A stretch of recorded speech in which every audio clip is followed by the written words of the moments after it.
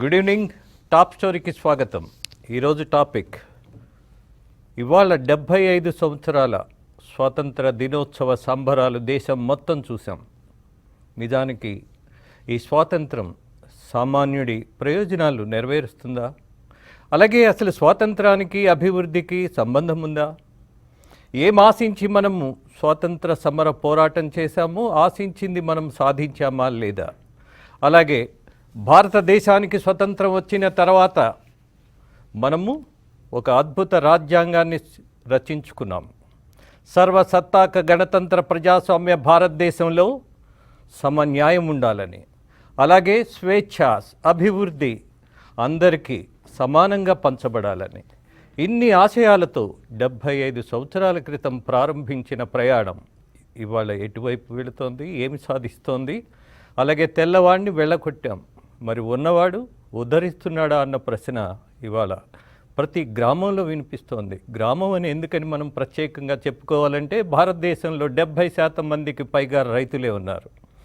మరి రైతుల అభివృద్ధి వైపు ఎందుకని 75 సంవత్సరాల తర్వాత కూడా అభివృద్ధి వైపు అడుగు వేయలేకపోయింది ఈ వ్యవస్థ? కారణం ఎవరు? నేరమా? ఇది నిర్లక్ష్యమా? లేకుంటే ఇంకేదైనా కారణమా? దీన్నే ఇవాళ మనం విశ్లేషిద్దాం.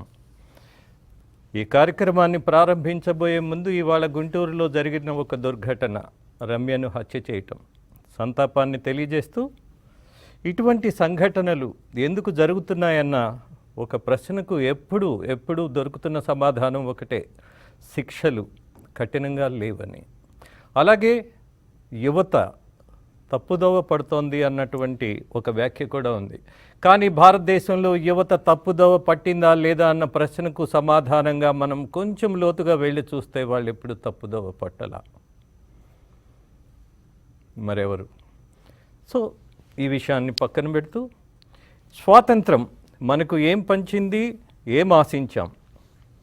ఈ చర్చలో చర్చ అనేకంటే బహుశా discussion is entirely different with debate. బహుశా ఇవాళ మంది డిస్కషనే, డిబేట్ కాబోదు అనుకుంటున్నా. Let it be. ఈ చర్చలో నాతో పాటు ప్రొఫెసర్ శ్రీనివాస్ గారు ఉన్నారు.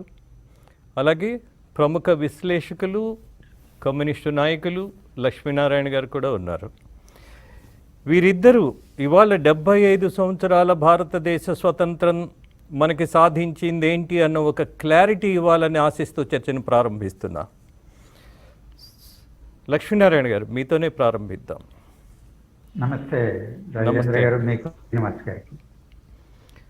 After 75 years, India is a developing country, not a developed country. ఒక దేశ చరిత్రలో అభివృద్ధిని సాధించటానికి, స్వయం సమృద్ధిని మనం పొందడానికి 75 సంవత్సరాల సుదీర్ఘకాలం సరిపోదా లక్ష్మీనారాయణ గారు? ఎందుకని still India is a developing country? Rajendra గారు, స్వాతంత్రం వచ్చి 75 సంవత్సరాలు, అంటే 74 సంవత్సరాలు పూర్తి చేసుకుని 75 సంవత్సరంలోకి అడుగు పెడుతున్నాం. అంటే 3 తరాలు గడిచిపోయినాయి, 4వ తరం ఇవాళ ఉన్నది. ఈ 74 సంవత్సరాల ఒక సుదీర్ఘ ప్రయాణంలో మనం సాధించినటువంటి ప్రగతి, అది సామాజిక రంగంలో కానీ, రాజకీయ రంగంలో కానీ, శాస్త్ర సాంకేతిక రంగాల్లో కానీ వివిధ కోణాలలో మనం పరిశీలించాల్సినటువంటి అవసరం ఉంది. స్వాతంత్రం అనగానే ఆ దినోత్సవాన్ని జరుపుకునేటువంటి సందర్భంలో మనకు వెంటనే మెదడులో కదిలాడేది ఆనాటిది తరం చేసినటువంటి వీరోచితమైనటువంటి పోరాటాలు, అపారమైనటువంటి త్యాగాలు, నిబద్ధతతో, చిత్తశుద్ధితో, నిస్వార్థంగా సమాజానికి చేసినటువంటి సేవలు, వాటి పర్యావసనంగానే అనేక స్రవంతులు స్వాతంత్రోద్యమంలో పనిచేసినాయి.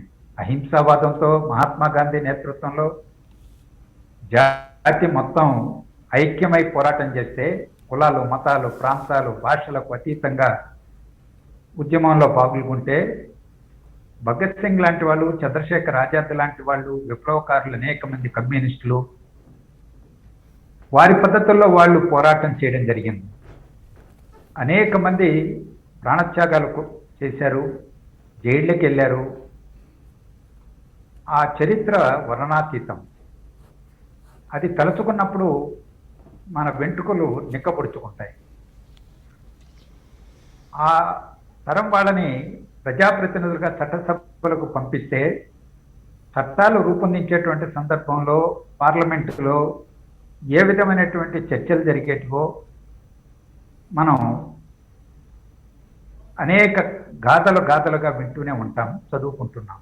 ఎస్ లక్ష్మీనారాయణ గారు, మీరు ఒక మంచి విషయాన్ని గుర్తు చేశారు. స్వాతంత్ర పోరాట యోధుల చరిత్ర కానీ, వాళ్ళ తీరు కానీ, వాళ్ళ భాష కానీ, వాళ్ళ వ్యవహారం కానీ మనం గమనించినప్పుడు రోమాలు నిక్కబొడుచుకుంటాయని. నిజమే. ఇవాళ ఉన్నటువంటి పరిస్థితి ఏంటి మరి? దానికే వస్తున్నా. ఆనాటి పార్లమెంట్ చట్టసభల్లో జరిగినటువంటి చర్చలు జాతి నిర్మాణం కోసం ప్రజలకు ఏ విధమైనటువంటి చట్టాలు కావాలి, ఏ విధమైనటువంటి రాజకీయపరమైనటువంటి హక్కులు సంక్రమింప చేయాలి, ఈ దేశంలో మౌలికమైనటువంటి మార్పులకు దారితీసే శాసనాలు తీసుకురావాలనేటువంటి దృష్టితోనే రాజ్యాంగ సభలో కానీ, తర్వాత పార్లమెంట్లో చట్టాలు చేసేటప్పుడు కానీ వీటన్నిటిలో ఆ కోణంతోనే చర్చలు జరిగేటివి. కానీ ఇవాళ ఈ 74 సంవత్సరాల సుదీర్ఘ ప్రయాణం తర్వాత అసలు దేశ ప్రజలను గురించి కానీ, దేశ అవసరాలను గురించి కానీ చట్టసభలో చర్చించేటువంటి అవకాశమే లేకుండా ఇవాళ సభ నిర్వహించినటువంటి తీరు ఒక జుగుప్సాకరమైనటువంటి వాతావరణానికి చేరుకున్నదని తాజాగానే మనం గమనించాం. అంటే మన ప్రయాణం ప్రజాస్వామ్యాన్ని బలోపేతం చేసిందా, బలహీనపరిచిందా, ఎక్కడికి చేరుతున్నాం, ఎక్కడికి చేరబోతున్నాం అనేటువంటి ఆందోళన. నేను విలువల గురించి, నైతిక విలువల గురించి, ప్రమాణాల గురించి ప్రస్తావన చేశాను. ఆనాటి రాజకీయ నాయకులకు ఉన్నటువంటి ప్రమాణాలతో పోలిస్తే ఇవాళ రాజకీయ రంగంలో ఉన్నటువంటి ప్రమాణాలు ఏంటి? ఒకప్పుడు నిస్వార్థంగా పనిచేసినటువంటి వాళ్ళని డబ్బు ఖర్చు పెట్టకుండానే డబ్బు ఎదిరించి ప్రజాప్రతినిధులుగా పంపించినటువంటి ఘటనలు అనేకం నేను ప్రస్తావన చేయగలను, ఎలా ఎవరెవరు అనేటువంటిది. కానీ ఇవాళ డబ్బు ఖర్చు పెడితే తప్ప, ఓట్లు కొంటే తప్ప గెలవనటువంటి పరిస్థితి, అవినీతి అందలమెక్కినటువంటి పరిస్థితి. ఒకనాడు రాజకీయ పార్టీలు క్రిమినల్స్ని, గూండాలని, రౌడీలని, సంఘ వ్యతిరేక శక్తుల్ని ఓట్లు వేయించుకోవడానికి ఉపయోగించుకునేవాళ్ళు, పనిముట్లుగా వాడుకునేవాళ్ళు. ఇవాళ ఆ క్రిమినల్స్, నేర చరిత్ర కలిగినటువంటి వాళ్ళే చట్టసభల్లో 50%, 60% చేరిపోయి చట్టాలు చేసేటువంటి స్థితిలోకి వాళ్ళు వస్తే ఎలాంటి సమాజాన్ని నిర్మించగలం, ఎలాంటి చట్టాలను ఆశించగలం, చట్టాల అమలు ఏ విధంగా, ఏ తీరుతెన్నులతో ఉంటుంది, ఆలోచించాల్సినటువంటి అంశాలు. Welcome back. లక్ష్మీనారాయణ గారు, మీరు చెప్పినట్టు ఒక ప్రేరణ, ఒక అద్భుతమైనటువంటి చరిత్ర భారతదేశానికి స్వాతంత్రోద్యమం ద్వారా మనకి లభించింది. అలాగే ప్రపంచం మొత్తం గౌరవించే ఒక అహింసా సిద్ధాంతం కూడా ఇవాళకి కూడా భారతదేశాన్ని గుర్తు చేసుకుంటోంది. అఫ్ కోర్స్, బట్ ఇవాళ సామాన్యుడి పరిస్థితి ఏంటి? ప్రొఫెసర్ కూడా తలగుడ్డలు చుట్టుకొని పోరాటానికి బయలుదేరవలసిన పరిస్థితి వాళ్ళు చూస్తున్నాం. ప్రొఫెసర్ గారు,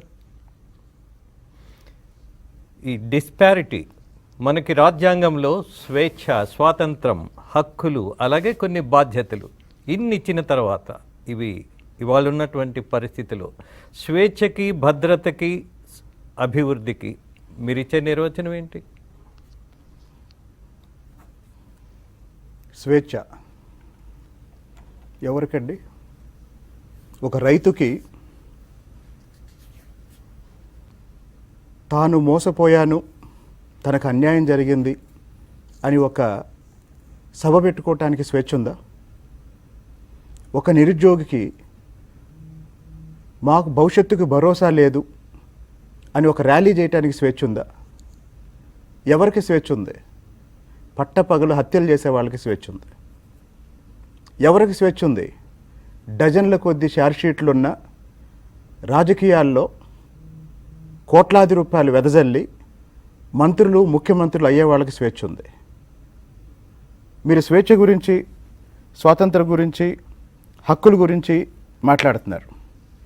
ప్రపంచంలో ఉన్న రాజ్యాంగాలన్నిటిలో అత్యున్నతమైన రాజ్యాంగం భారత రాజ్యాంగం. భారత రాజ్యాంగ రూపకల్పన ఒక అద్భుతమైన ఘట్టం. కానీ మహోన్నతమైన విలువలతో రూపొందించబడ్డ భారత రాజ్యాంగాన్ని ఏ రోజు ఎవరు అమలు చేయలేదు. భారత రాజ్యాంగ పీఠిక చెప్పింది ఏంటంటే భారతదేశం సర్వసత్తాక సామ్యవాద లౌకిక ప్రజాస్వామ్య గణతంత్ర దేశం. సర్వసత్తాక అంటే సావరిన్ స్టేట్ అంటే a state which is externally internally independent is called sovereign state. ఒక దేశం స్వతంత్రంగా విధాన నిర్ణయాలు తీసుకోగలిగితే అది ఒక సార్వభౌమాధికారం ఉన్న దేశం. ఈరోజు భారతదేశం ఏ విషయంలోనైనా, ముఖ్యంగా ప్రపంచీకరణ ఫలితంగా, గ్లోబలైజేషన్ ఫలితంగా 1991కి ముందు రష్యా, 1991కి తర్వాత ప్రపంచంలో పెట్టుబడి ఉన్న ప్రతి దేశం భారతదేశ విధానాలను రూపొందిస్తుంది. రెండోది, రాజ్యాంగంలో రాసుకున్న మాది సామ్యవాద దేశం అని, కానీ పార్లమెంట్లో ఆర్థిక మంత్రి బహిరంగంగా చెప్తుంది మేము విశాఖ ఉక్కును అమ్మేస్తాం ఎవడాపుతాడు అని. సామ్యవాదం అంటే ఏంటి? ప్రభుత్వ రంగ నాయకత్వంలో భారీ పరిశ్రమల స్థాపన జరిగింది.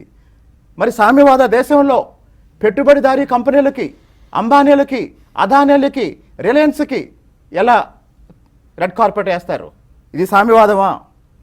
ఇకపోతే ఈ దేశ లౌకిక తత్వం గురించి ఎంత తక్కువ మాట్లాడుకుంటే అంత మంచిది. ఎందుకంటే ఈ దేశంలో అధికారంలోకి రావటానికి మతమే చాలామందికి పెట్టుబడి. ఇక్కడ మైనార్టీల రక్తం పాద లేపనమై పార్లమెంటులో వాలటానికి ఉపయోగపడుతుంది. మైనార్టీల రక్తం పాద లేపనమై పార్లమెంటులో వాలటానికి ఉపయోగపడుతుంది. అలాగే ప్రజాస్వామ్యం.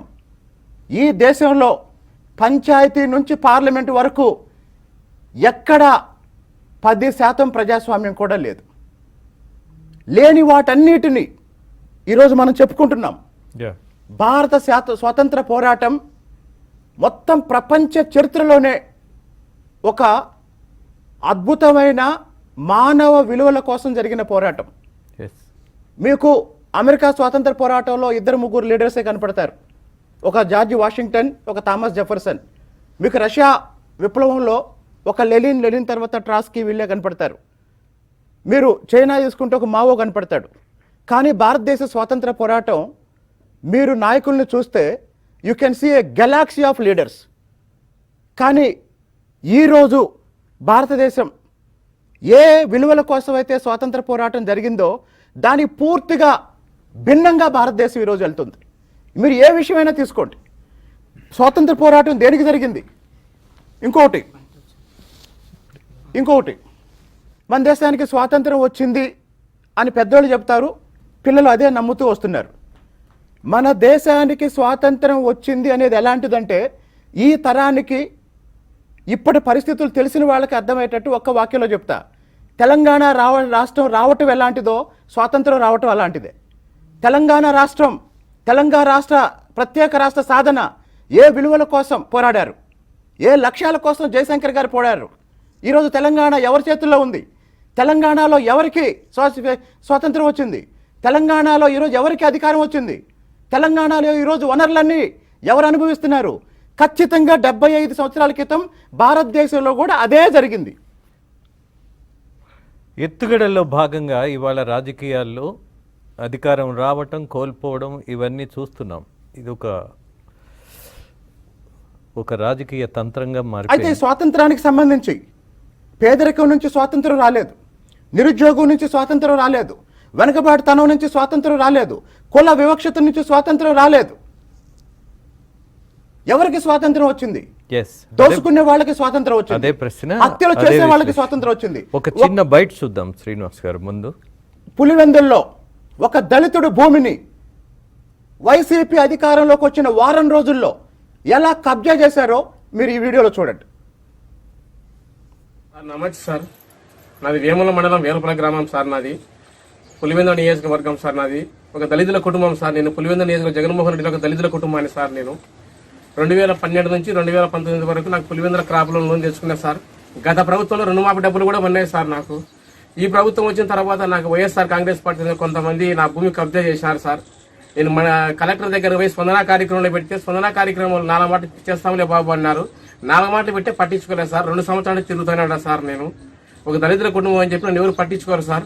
నా కూతురికి ఆరోగ్యం సార్ లేక గత 2 ఏళ్ల నుంచి నేను హాస్పిటల్ తిరిగినా సార్. మా భార్య మా ఇంటికాడ పని చేసుకుని మేము బతుకునే వాళ్ళం సార్. నేను ఆటో తోలుకుని బతుకున్నాను సార్. బాడికి వెళ్ళాక 2 సంవత్సరాల నుంచి కరోనా వచ్చి సతమతం అయిపోతున్నాం సార్. బాడికి వెళ్ళాం. నా కూతురు ఆరోగ్యం పరిస్థితి బాగాలేదు.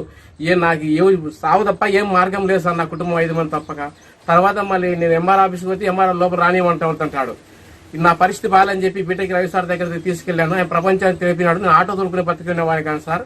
నాకు ఆటో బాడిగలు లేవు, ఎవరు లేవు. దయచేసి నా పొలం నాకు ఇప్పించి నా భూమి నాకు కాపాడితే 5 మంది మా కుటుంబ సభ్యులందరినీ కాపాడమని కోరుకుంటున్నాను సార్. నేను భూమి పోరాటం చేస్తున్నాను సార్. నా భూమి రావాలని చెప్పి నా భూమి రావాలని పోరాటం చేస్తుంటే ఈ భూమి రాకుండా ఎట్లా తగ్గించుకొని చెప్పి కొంతమంది వైఎస్ఆర్ పార్టీకి సంబంధించిన నాయకులు నన్ను బెదిరింపడానికి చేస్తున్నారు సార్. నాకు ఏదైనా నా జరిగితే నా కుటుంబ సభ్యులుగా నాకేం జరిగితే వైఎస్ఆర్ కాంగ్రెస్ పార్టీకి సంబంధించిన నాయకులే బాధ్యత. నేను చనిపోయినా కానీ నా పిల్లలకి నా భూమి ఇప్పించి నాకు న్యాయం చేయండి సార్. నాకు అది ఒక దళితుడి ఆవేదన అండి. ఈరోజు దేశం మొత్తం 75వ స్వాతంత్ర దినోత్సవం జరుపుకుంటున్న సమయంలో ఉదయం 10 గంటల సమయంలో గుంటూరు అంటే గుంటూరు అయినా విజయవాడ అయినా మొత్తం అమరావతికి సంబంధించి రాజధాని నగరం. మరి ఆ రాజధానిలో ముఖ్యమంత్రి నివాసం ఉన్న రాజధానిలో గవర్నరు ఇతర ఉన్నతాధికారులు ఉన్న రాజధానిలో ఒక దళిత బీటెక్ విద్యార్థిని, దళిత హోంమంత్రి ఉన్న నగరంలో ఒక దళిత బీటెక్ 3వ సంవత్సరం చదువుతున్న నల్లపు రమ్య అనే అమ్మాయిని పగలు పొడిసి హత్య చేశారు.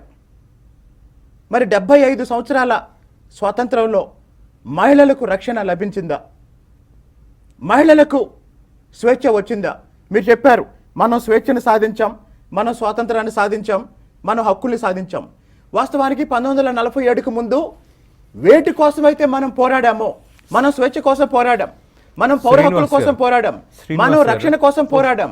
గాంధీజీ ఆ రోజు చెప్పాడు, అర్ధరాత్రి మహిళ ఎప్పుడైతే ఒంటరిగా స్వేచ్ఛగా బయట తిరగలదో, అర్ధరాత్రి కాదు, ఈరోజు పట్టపగలు.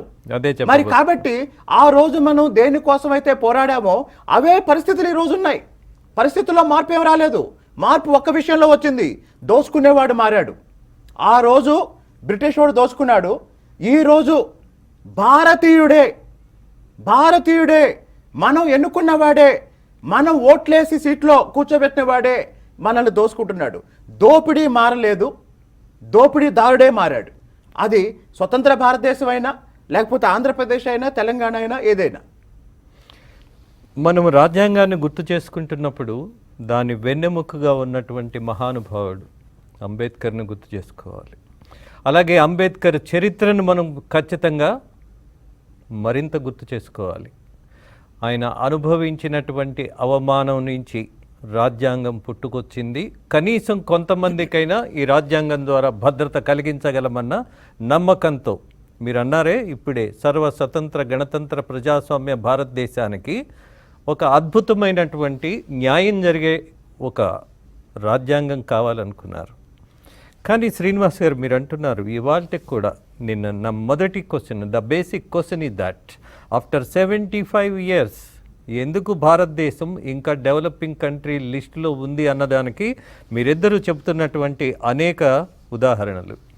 చిన్న బ్రేక్ తర్వాత సోదరుడు శ్రీనివాస్ చెప్పినట్టుగా స్వేచ్ఛ ఎవరికి ఉంది, అలాగే ఆధిపత్యం అధికారం రెండు ఏ వర్గాలకు ఉన్నది అన్న ఒక విశ్లేషణ చేస్తూ ప్రొఫెసర్ శ్రీనివాస్ చెప్పినటువంటి మాటల్లో వాస్తవం ఉన్నది. కానీ ఎందుకని ఈ దుస్థితి వచ్చింది?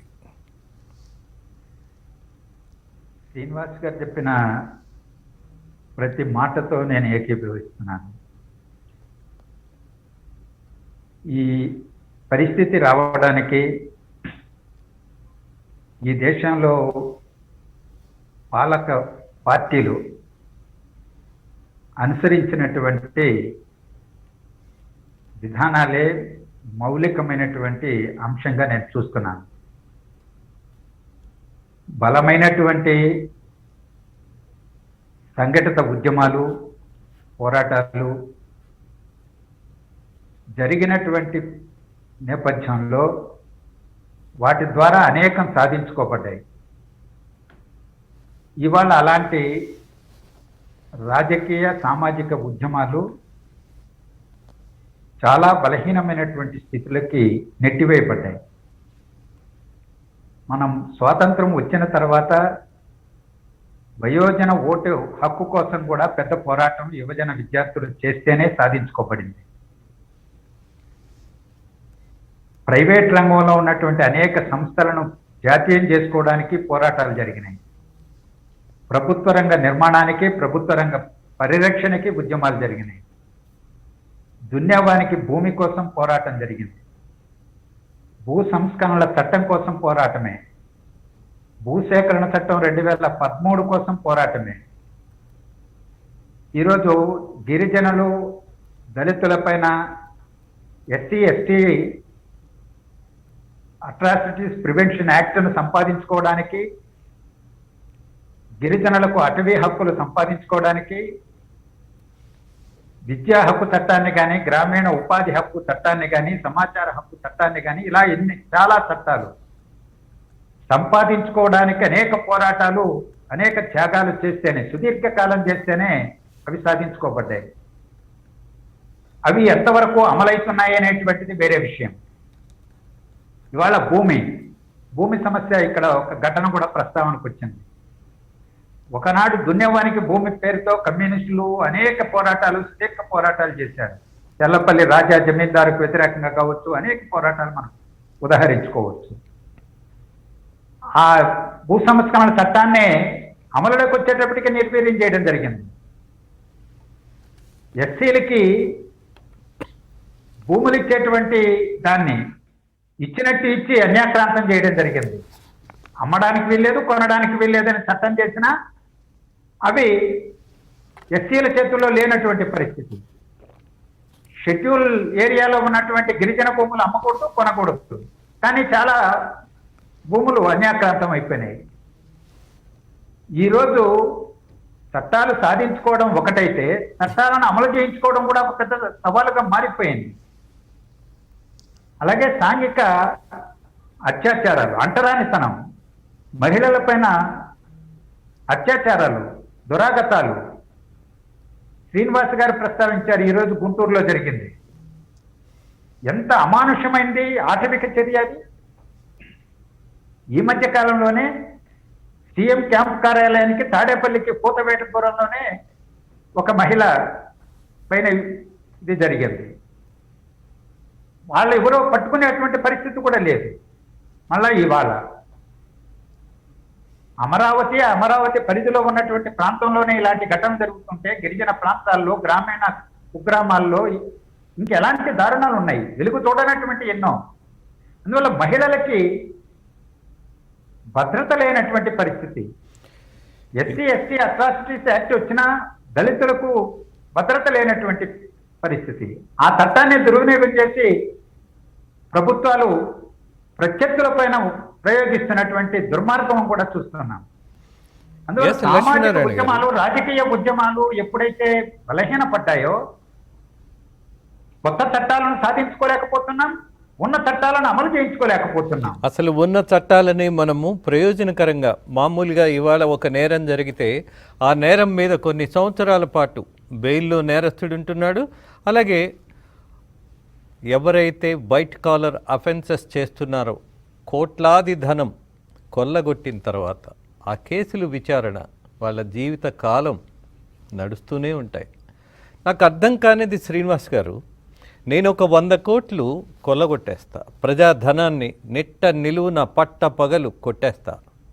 ఈ 100 కోట్లతో కేసులు నడిపించుకుంటూ ఉంటా. ఈ 100 కోట్లతో వ్యాపారాలు విస్తరింపజేసుకుంటూ నేర సామ్రాజ్యాన్ని ఇంకా పెంచుకుంటూ అధికారాన్ని కూడా సాధించుకుంటా. అలాంటి పరిస్థితుల్లో ఇవాళ సామాన్యుడికి భద్రత ఏది అన్న ప్రశ్నకు ఇవాళ చట్టంతో పాటు ఏం చేస్తే ఇలాంటి విశృంఖలత్వాన్ని ఆపగలుగుతాం? పోరాటమే మార్గమా? నేను హైదరాబాద్ సెంట్రల్ యూనివర్సిటీలో 1994లో పీజీలో జాయిన్ అయినప్పుడు ఫస్ట్ సెమిస్టర్లో ఆగస్టు 15 ఉదయం 10:30 గంటలకి ఒక అమ్మాయి హాస్టల్ నుంచి షాపింగ్ కాంప్లెక్స్కి వెళ్తుంటే ఆ అమ్మాయిని రోడ్డు మీద నుంచి పొదల్లోకి లాక్కెళ్ళి రేప్ చేశారు 1994. ఆ రోజు మేము అప్పటి హోంమంత్రి ఇందిరారెడ్డి గారిని కలిసాం, ముఖ్యమంత్రి రామారావు గారిని కలిసాం. నాకు ఈరోజు గుంటూరులో జరిగిన సంఘటన విన్న తర్వాత ఉదయం నుంచి ఆగస్టు 15న ఒక 27 సంవత్సరాల క్రితం నాకన్నా ఒక 3-4 సంవత్సరాలు సీనియర్ అయిన ఒక పిహెచ్డి స్కాలర్ని యూనివర్సిటీలో రేప్ చేస్తే మహిళలకి రక్షణ లేదని పోరాడాం. 27 సంవత్సరాల తర్వాత ఈరోజు మరి రాష్ట్రానికి రాజధాని నగరమైన గుంటూరులో రోడ్డు మీద ఒక అమ్మాయిని పొడిచి చంపితే మార్పు ఏమొచ్చిందండి? ఎందుకు మార్పు రాలేదు అంటే 27 సంవత్సరాల క్రితం ఎవరైతే రేప్ చేశారో వాళ్ళకేం శిక్షలు పడలేదు, లేదా ఈ 75 సంవత్సరాలుగా అనేక రకాల నేరాలు చేసిన వాళ్ళు ఎవరైతే ఉన్నారో వాళ్ళల్లో చాలా చాలా చాలా చాలా చాలా తక్కువ మంది జైలుకి వెళ్ళారు, ఎక్కువ మంది అసెంబ్లీకో పార్లమెంటుకో వెళ్ళారు. ఒకప్పుడు జాతీయకరణ కోసం అంటే సామ్యవాద సమాజాన్ని స్థాపించడం కోసం, ఆర్థిక అసమానత లేని సమాజాన్ని స్థాపించడం కోసం, మీరు పెద్ద పెద్ద పదాలు వాడుతున్నారు. సామ్యవాదం అంటే పేదరిక నిర్మూలన కోసం ప్రభుత్వాలు తీసుకొచ్చిన కొన్ని విప్లవాత్మకమైన చట్టాలు తీసుకొచ్చాయి. భూ సంస్కరణ చట్టం 100% విప్లవాత్మక చట్టం.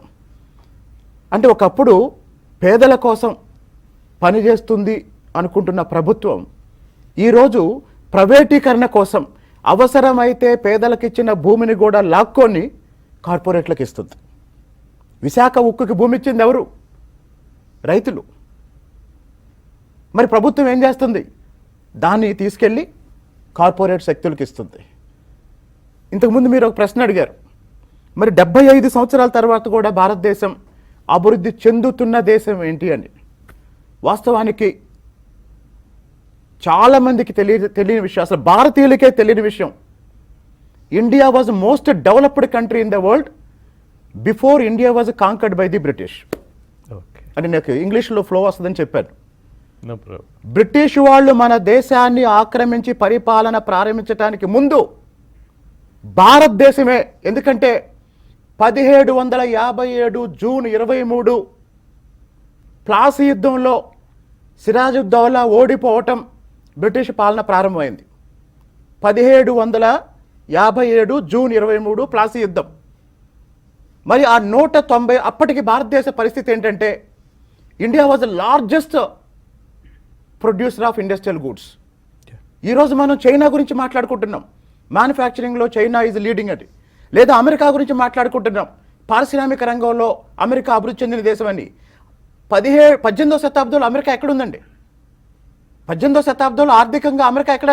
అసలు 20వ శతాబ్దం ప్రారంభం, 2వ ప్రపంచ యుద్ధానికి ముందు అమెరికా ఆర్థిక పరిస్థితి చాలా సాధారణంగా ఉండేది. ఇప్పుడు మనం ఏవైతే అభివృద్ధి చెందిన దేశాలని చెప్పుకుంటున్నామో ఈ అభివృద్ధి చెందిన దేశాలు ఎక్కడున్నాయి? 1 ఉత్తర అమెరికా, 2 ఐరోపా. ఈ ఐరోపా దేశాలు, ఈ ఉత్తర అమెరికా భారతదేశం నుంచి వస్తువులు దిగుమతి చేసుకొని వాళ్ళ దేశాల్లో అమ్ముకునేవి. మన వస్తువులకి ఐరోపాలో అంత డిమాండ్ ఉండేదే కాబట్టి ఆ రోజుల్లో ఈ క్రయ విక్రయాలన్నీ బంగారం వెండి ద్వారా జరిగాయి కాబట్టి విపరీతమైన బంగారం వెండి భారతదేశానికి వచ్చి మన రాష్ట్రంలో విజయనగరం పరిపాలించేటప్పుడు మన ప్రాంతంలో రోడ్ల మీద బంగారం వెండి వజ్రాలు ఇవన్నీ కూరగాయలు అమ్మినట్టు అమ్మేవాళ్ళు.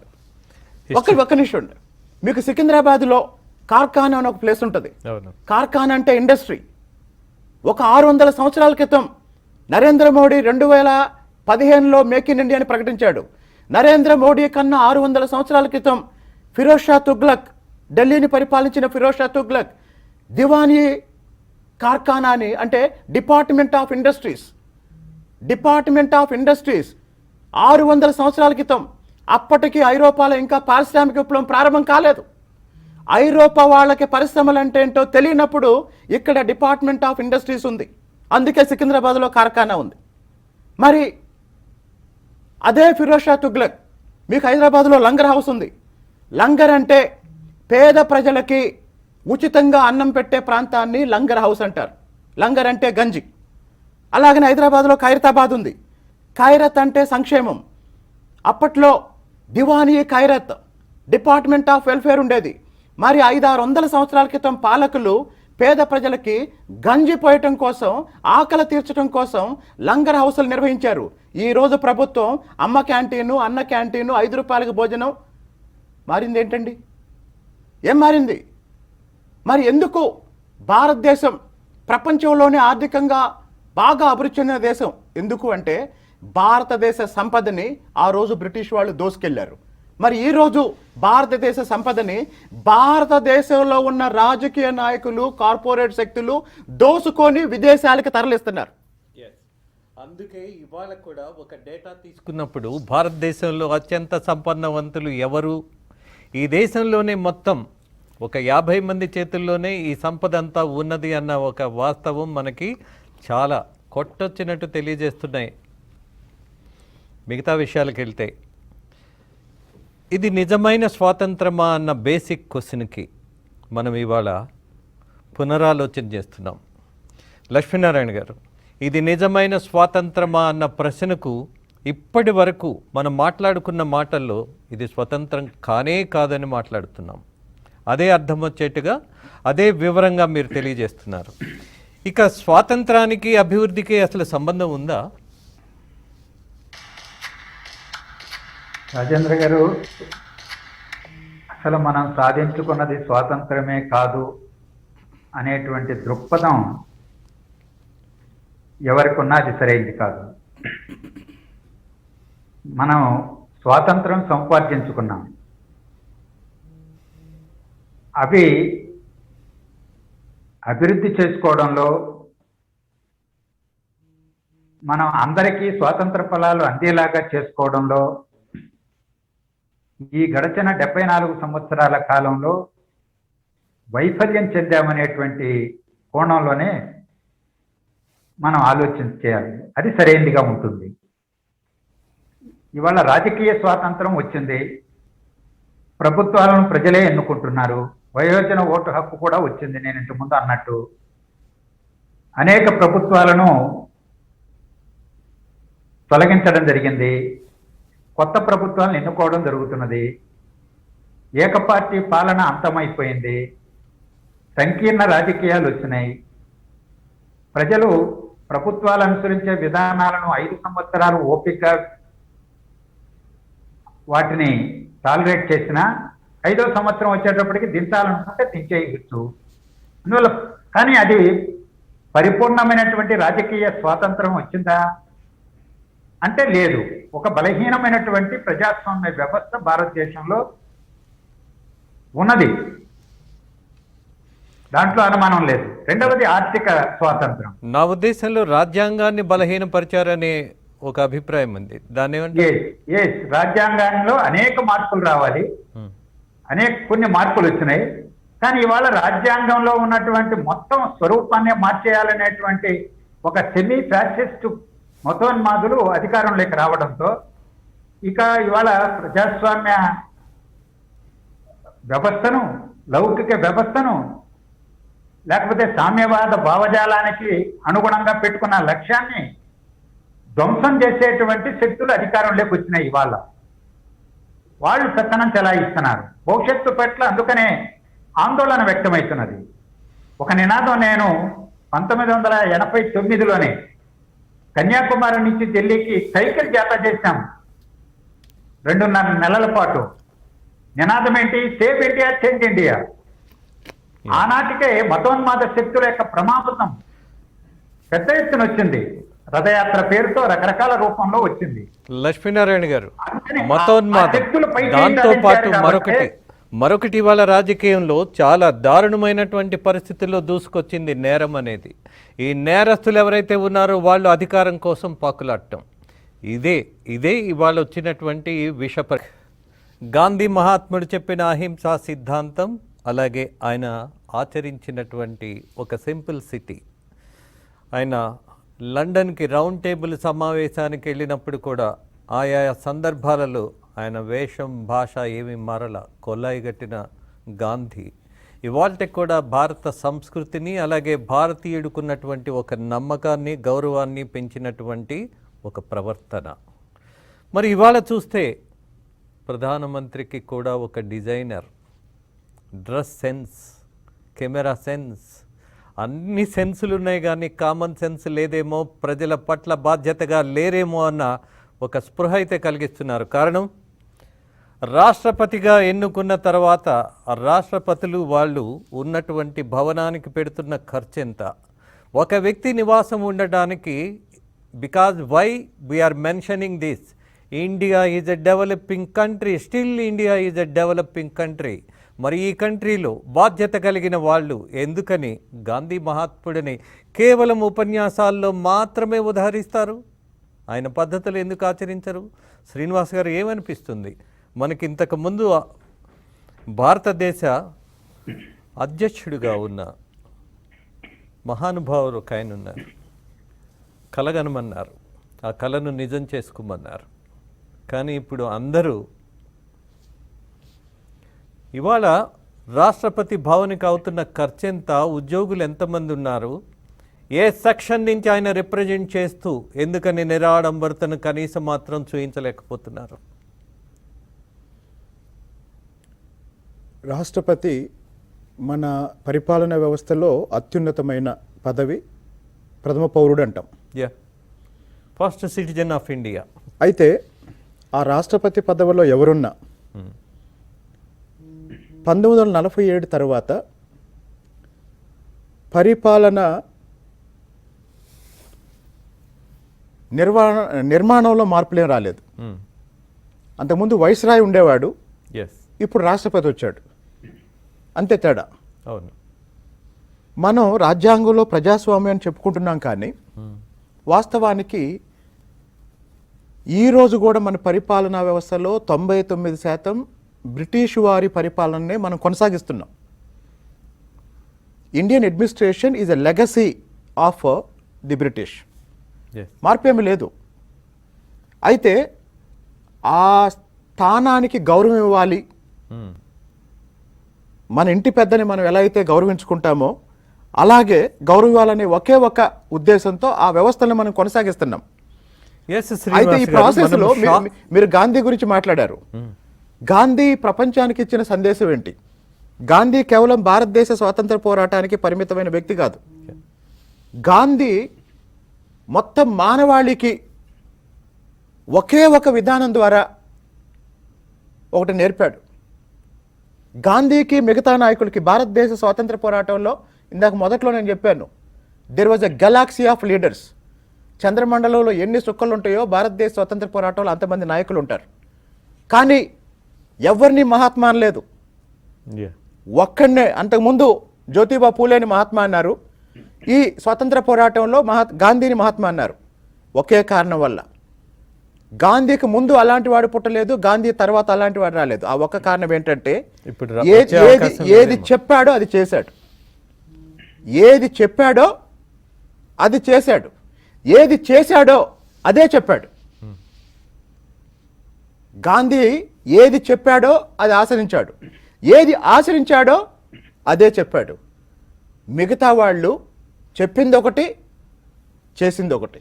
అబ్దుల్ కలాం తర్వాత ఇవాళ మనము గౌరవించుకోవడానికి ఆ తర్వాత వచ్చిన రాష్ట్రపతి, ఇది విమర్శ కాదు, ఒక సామాన్యుడి బాధ. ప్రజలు కడుతున్నటువంటి పన్ను, మనం వేస్తున్నటువంటి ప్రతి అడుగులో వాళ్ళ శ్రమ ఉన్నది, వాళ్ళ చెమట ఉన్నది అన్న కనీస మాత్రం జ్ఞానం లేకపోయినటువంటి నేతలు ఉన్నప్పుడు మీరేమంటారు? ఇవాళ దీన్ని ప్రశ్నించాలా లేదా, దీన్ని మార్చాలా లేదా? ఎందుకు ఒక వ్యక్తికి, దేశ పౌరుడు, ఫస్ట్ సిటిజన్ ఆఫ్ ఇండియాకి ఇంత ఖర్చు అవసరమా? రాష్ట్ర స్థాయిలో రాజ్భవన్లో గవర్నర్ ఉంటాడు, జాతీయ స్థాయిలో రాష్ట్రపతి భవన్లో రాష్ట్రపతి ఉంటాడు. ఇక్కడ ఉండేది ఒక కుటుంబమే, అక్కడ ఉండేది ఒక కుటుంబమే. కలాం గారు ఉన్నప్పుడు ఇంకా ఒక మనిషే, కుటుంబం కూడా కాదు. కానీ ఈ ఒక కుటుంబాన్ని చూడటం కోసం నాకు తెలిసి ఈరోజు రాష్ట్రపతి భవన్లో దాదాపు 600 మంది ఉద్యోగులు ఉంటారు. ఒక పెద్ద మొఘల్ గార్డెన్. అంటే ఇది ఒక పక్క విమర్శనాత్మకంగా చూస్తేనేమో రాచరికానికి సింబల్లా కనపడుతుంది. రెండోది ఏంటంటే ఇందాక నేను చెప్పాను, మన పరిపాలనా వ్యవస్థలో అత్యున్నతమైన పదవి, దానికి ఉన్న గౌరవం, నేను రాష్ట్రపతి భవన్ చూశాను, ఉపరాష్ట్రపతి గారి నివాసం చూశాను. అసలు రాజకీయ నాయకులకి ఎందుకు పదవుల మీద ఇంత మమకారం అంటే ఒక్కోసారి నాకు అవి చూసిన తర్వాత అర్థమైంది. ఎందుకంటే ఒక్కసారి ఈ అధికార చట్రంలోకి ఎంటర్ అయిన తర్వాత ఆ కాన్వాయ్లు, ఆ కారులు, ఆ బంగళాలు, ఆ నౌకర్లు, ఆ విలాసాలు చూసిన తర్వాత అవినీతి చేసైనా అక్రమాలు చేసైనా అధికారంలో ఉండాలని నాయకులు అందుకే కోరుకుంటారు. ఇకపోతే భారత రాష్ట్రపతి సరే ఆ పదవికున్న ఔన్నత్యాన్ని కాపాడటం కోసం, కొనసాగించడం కోసం ఆ వ్యవస్థను మనం కొనసాగిస్తున్నాం. కానీ చాలా సీరియస్గా ఆలోచించాల్సిన పని ఏంటంటే ఈరోజు ఒక ఎమ్మెల్యే వెళ్తుంటే ఎన్ని కార్లు వెళ్తున్నాయి. మా తాడికొండ పొరపాటున మా తాడికొండ ఎమ్మెల్యే ఉండవల్లి శ్రీదేవి గారు, ఆమె అనుచరులకి పెద్ద సమస్య ఏంటంటే ఆమె ఇంట్లోకి నుంచి బయటకు వస్తే 5-6 కార్లు లేకుండా ఎక్కడికి వెళ్ళదంట. ఆమె అనుచరులకి ఇప్పుడు పెద్ద సమస్య ఏంటంటే మేడం బయటకు వస్తుందంటే కార్లు పెట్టాలి. అమరావతి ప్రాంతంలో ఏమైనా అభద్రత ఉండి కేవలం ఆ భయంతో అన్ని కార్లు పెట్టుకుంటున్నారు. అమరావతి అభద్రత అంటే అమరావతి ఉద్యమం భారత స్వాతంత్రం లాంటి ఒక శాంతియుత ఉద్యమం అండి. ఈరోజు కూడా అమరావతి గ్రామాల్లో జగన్మోహన్ రెడ్డి ఫ్లెక్సీ కూడా చించలేదు. జగన్మోహన్ రెడ్డి ఫ్లెక్సీ కూడా చించలేదు. మాకు అన్యాయం జరిగింది, మాకు న్యాయం చేయండి, రాష్ట్రానికి న్యాయం చేయండి అని శాంతియుతంగా పోరాడుతున్నారు తప్ప ఎక్కడా వేరేది లేదు. ఇకపోతే ఈరోజు రాజకీయాల్లో ఉన్నవాళ్ళు కార్పొరేటర్ దగ్గర నుంచి కేంద్ర మంత్రి వరకు విపరీతమైన ఆడంబరాలు. ఎందుకు అంటే దీనికి ప్రజలు కూడా కారణం అండి. దీనికి ప్రజలు కూడా కారణం. మనకు రాజకీయాల్లో ఇల్లెందు ఎమ్మెల్యేగా చేశారు గుమ్మడి నరసయ్య గారు, సైకిల్ వేసుకొని తిరిగేవాడు. అలాగే చాలామంది సుందరయ్య గారి గురించి చెప్తారు, సైకిల్ మీద పార్లమెంట్కి వెళ్ళేవాళ్ళని. నిరాడంబరంగా ఉంటున్న రాజకీయ నాయకుల్ని ఇప్పుడున్న ఓటర్లు ఆదరించటం లేదు. ఏ రాజకీయ నాయకుడు ఎవడు ఎక్కువ హడావుడి చేస్తే, ఎవడి కాన్వాయ్లో ఎక్కువ కార్లు ఉంటే వాడు పెద్ద నాయకుడు, వాడు గొప్ప నాయకుడు. మీరు ప్రతిపక్షంలో ఉన్నప్పుడు జగన్మోహన్ రెడ్డి గారి కాన్వాయ్ చూస్తే కొన్ని వందల కార్లు. ఆయన ఓదార్పు యాత్ర సక్సెస్ అవ్వడానికి కారణం ఏంటి? ఆయన ఎక్కడికి వెళ్ళినా కొన్ని వందల కార్లు ఉంటాయి. ఆయన ఓదార్పు యాత్రలో 2 రకాల జనం ఉంటారు, తెచ్చిన మనుషులు, వచ్చిన మనుషులు. తెచ్చిన మనుషులు అంటే ఆయన కాన్వాయ్లో ఒక 200-300 కార్లు ఉంటాయి, ఒక్కో కారులో 2-3 ఉంటారు. వాళ్ళందరూ దిగి పోగైతే ఒక 1000 మంది అవుతారు, 500-600 మంది అవుతారు. ఇట్స్ ఎ స్ట్రాటజీ శ్రీనివాస్ గారు, మీరు కూడా అర్థం చేసుకోవాలి. కాబట్టి ప్రజలు కూడా ఎవరిని ఆదరిస్తున్నారు, ప్రజలు ఎవరిని మళ్ళీ మళ్ళీ ఎన్నుకుంటున్నారు. ఎవరిని మళ్ళీ మళ్ళీ ఎన్నుకుంటున్నారు అంటే అవినీతి ద్వారా, అక్రమాల ద్వారా సంపాదించి మళ్ళీ షో ఎవరైతే చేస్తున్నారో వాళ్ళని ప్రజలు ఆదరిస్తున్నారు. ఇంకో విషయం అండి, ఇక్కడ చిన్న బ్రేక్ తర్వాత తీసుకుందాం. ప్రజలు అమాయకులేం కాదు, వాళ్ళకు కూడా కొంత మేధస్సు ఉంది, కొన్ని అంచనాలు ఉన్నాయి. కానీ పదే పదే ఎన్నికలు వచ్చినప్పుడు ఎందుకో మోసపోతుంటారు. లక్ష్మీనారాయణ గారు, పాలకుల్లో నిరాడంబరత లేదు, బాధ్యత లేదు. అలాగే కనీసం మాత్రం ఇవాళ ఉన్నటువంటి యువతకు స్ఫూర్తిగా నిలబడే వ్యక్తిత్వాలే లేవు. మీరు గమనించండి, సాహిత్యంలో తీసుకుంటే శ్రీశ్రీ తర్వాత ఇవాళ కూడా ప్రేరణ కలిగించే ఒక్క సాహిత్య సంపుటి ఇంతవరకు మనకి దొరకలేదు, వెతికినా కనపడట్లేదు. అలాగే వ్యక్తులు, రాష్ట్రపతి దగ్గర నుంచి ఇవాళ శ్రీనివాస్ గారు అన్నట్టు ఒక కార్పొరేటర్ దగ్గర వరకు మనం పరిశీలన చేయాల్సిన అవసరం లేదు. పబ్లిక్గా కనపడుతోంది నిరాదరణ ఇవాళ సామాన్యుల పట్ల, అలాగే వాళ్ళ వసతుల పట్ల. విచిత్రమైనటువంటి విషయం ఏంటంటే సేవకులుగా వస్తున్న వాళ్లకు స్థలాలు ఎందుకు ఇస్తున్నారు, వేతనాలు ఎందుకు ఇస్తున్నారు, పెన్షన్లు ఎందుకు ఇస్తున్నారు? ఇది ఖచ్చితంగా ప్రశ్నించాలి, దీన్ని ఖండించాలి, అవసరమైతే తొలగించాలి. ఏమంటారు లక్ష్మీనారాయణ గారు? రాజేంద్ర గారు, ఇవాళ రాజకీయాలు వ్యాపారమయమైపోయినాయి, అవినీతి కూపంలో కొరికిపోయినాయి. ప్రజల ధనాన్ని విలాసవంతమైనటువంటి జీవితానికి అధికారంలో ఉన్నటువంటి వాళ్ళు ఈరోజు విచ్చలవిలిగా వినియోగించుకుంటున్నారు. రాజకీయ రంగంలో నైతిక విలువలకి పాతరేయడం జరిగింది. నిరాడంబరత, నిస్వార్థ ప్రజాసేవ ఇవన్నీ స్వాతంత్రోద్యమ కాలంలో వారసత్వంగా కొంతకాలం మాత్రమే రాజకీయ రంగంలో కొనసాగాయి. ఈరోజు వాటిని భూతద్దం వేసి వెతికినా మనకు కనిపించినటువంటి ఒక దుస్థితిలో మనం ఉన్నాం. ఒకటి. రెండవది, 75 సంవత్సరాల స్వాతంత్ర దినోత్సవాల సందర్భంగా మనం ప్రత్యేక చర్చ చేసుకుంటున్నాం కాబట్టి ఆర్థిక వ్యవస్థకు సంబంధించిన కూడా 1-2 మాటలు చెప్పుకోవాలి.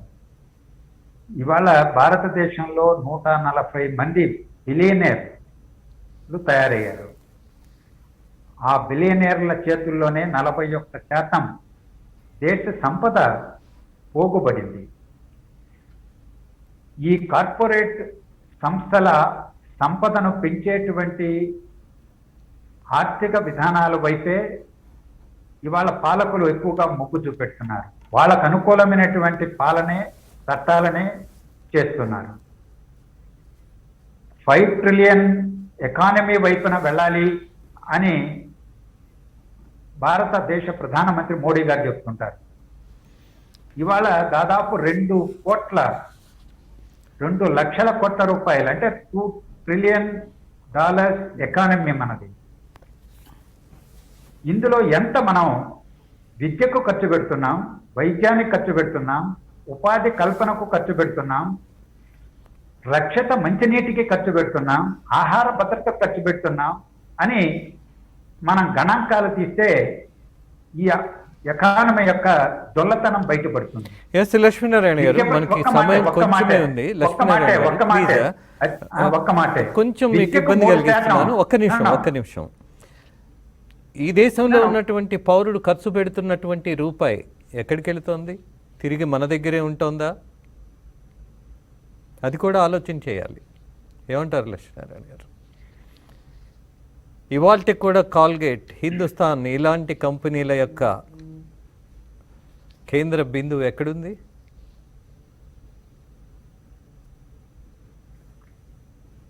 ఇవాళ ప్రజల సంపద ప్రజల చేతుల్లో లేదు. ప్రజలు సృష్టించే సంపద ప్రజలకు పంపిణీ జరగడంలా, పోగుపడుతుందంతా కూడా కార్పొరేట్ శక్తుల చేతుల్లో. అది విదేశీ కంపెనీలు ఎక్కువ ఉన్నాయన్న మాటలో వాస్తవం ఉందా లేదా?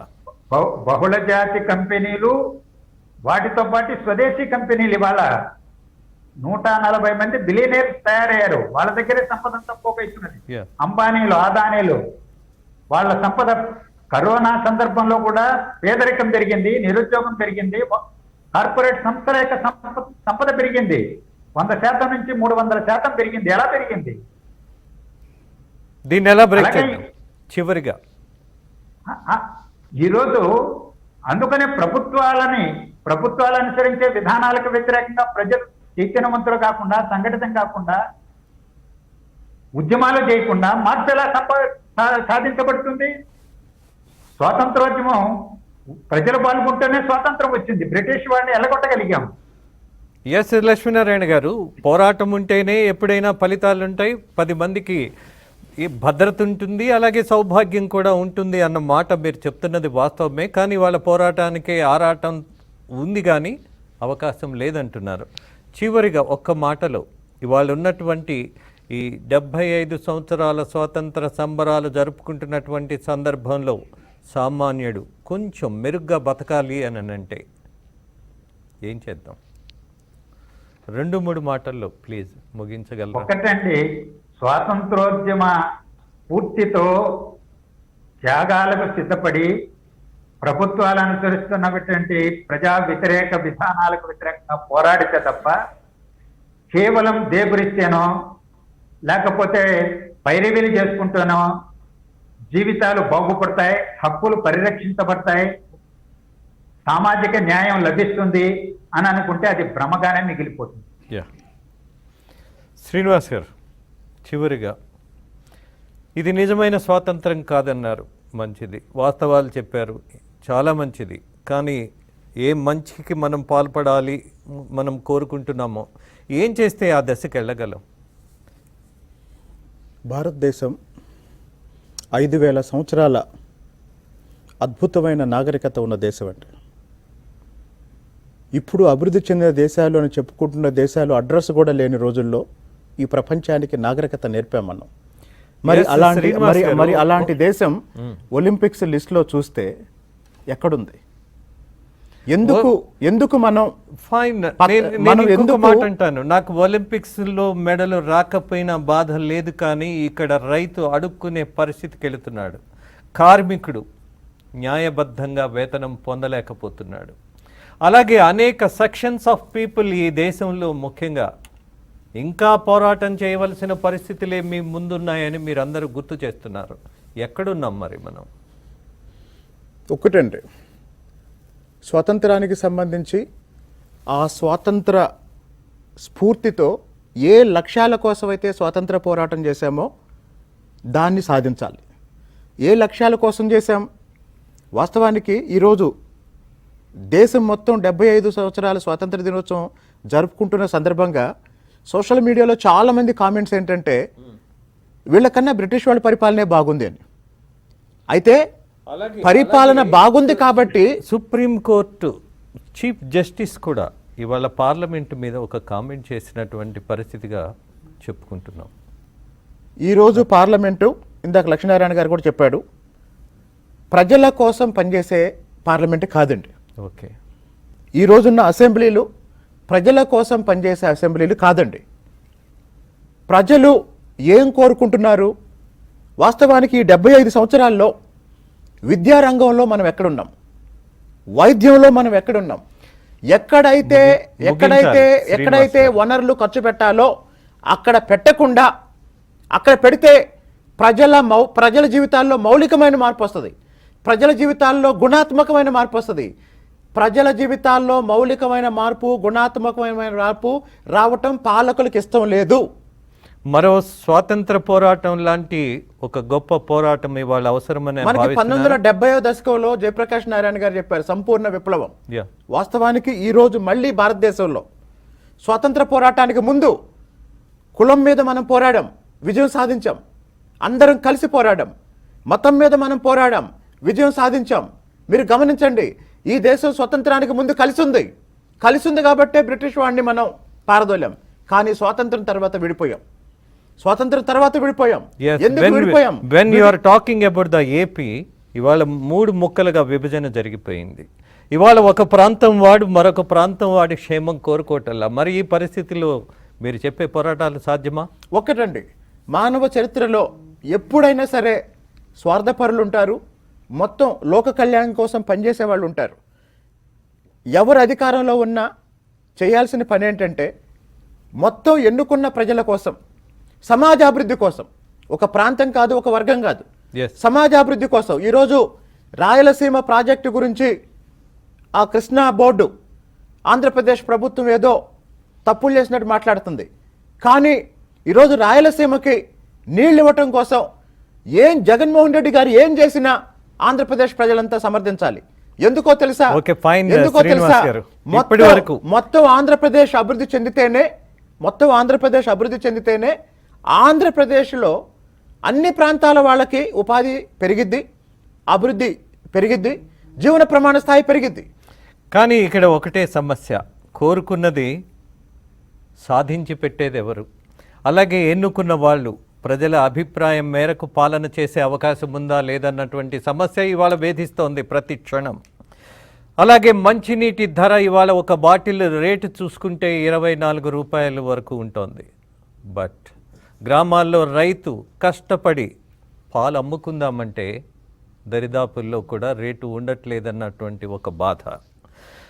ప్రతి అడుగులో దోపిడీ గురవుతున్నటువంటి సామాన్యుడు 75 సంవత్సరాల స్వాతంత్రం అనంతరం కూడా అడుక్కునే దశకు వెళుతున్నాడన్న విమర్శను మనము చెప్పుకునే కంటే చేయడానికి ఏదైనా ఉందా లేదా, మన కర్తవ్యం ఏంటి, మన ఆలోచన కార్యరూపం తీసుకోవడానికి ఏం చేస్తే బాగుంటుంది? ఈ స్వాతంత్ర ఫలాలు మనం దక్కించుకోవాలనంటే ముఖ్యంగా లక్షలాది మంది ప్రాణాలు అర్పించినటువంటి ఒక స్వాతంత్రం మనకి వచ్చినప్పుడు ఇవాళ బాధ్యతగా మనం నిలబడాలంటే 100% చర్చలతో పాటు కొన్ని కార్యాచరణ కూడా ఎన్నుకోవాలి. ఇది ఈనాటి టాప్ స్టోరీ. నమస్తే.